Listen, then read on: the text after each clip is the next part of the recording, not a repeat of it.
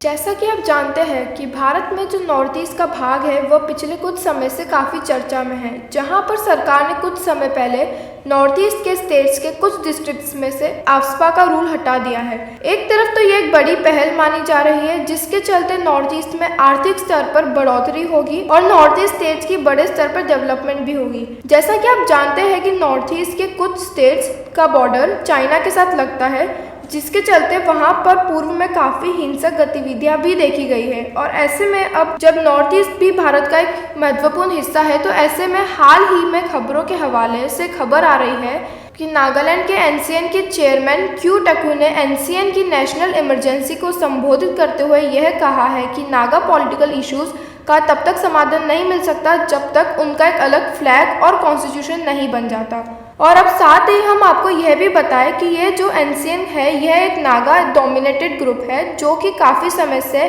अपने निजी फ्लैग और कॉन्स्टिट्यूशन की मांग कर रहा है। और यह मांग काफ़ी बार नागालैंड के गवर्नर आरएन रवि ने खारिज भी की है। और आगे इस पर अपनी टिप्पणी देते हुए टकू ने यह भी कहा कि अगस्त 3, 2015 को एक एग्रीमेंट साइन किया गया था, जिसमें काफ़ी महत्वपूर्ण निर्णय लिए गए थे नागा पीपल के सॉवरेन राइट्स और डिग्निटी को लेकर। खबरों में टकू ने यह भी कहा, पर दुर्भाग्यवश कुछ ऐसी ताकतों ने इन सबको गुमराह करने की कोशिश की जिनका निजी स्वार्थ भारत सरकार के साथ जुड़ा हुआ था। अब ऐसे में नॉर्थ ईस्ट, जो कि भारत का एक महत्वपूर्ण हिस्सा है, जिसकी सुरक्षा और खुशहाली भारत के संविधान के हिसाब से एक स्वतंत्रता से देखी जाती है, वहां पर नागा का अपना निजी फ्लैग और कॉन्स्टिट्यूशन की मांग काफ़ी समय से मांगा जाना, जो कि एक बहुत बड़ी चिंता का विषय है। और ऐसे में उम्मीद की जाती है कि हमारे राजनीतिक परिवर्तन भारत की एकता और अखंडता को मजबूत बनाने में कारगर साबित होंगे। यह थी जीविका तोषनीवाल की report the true Hunt channel के लिए।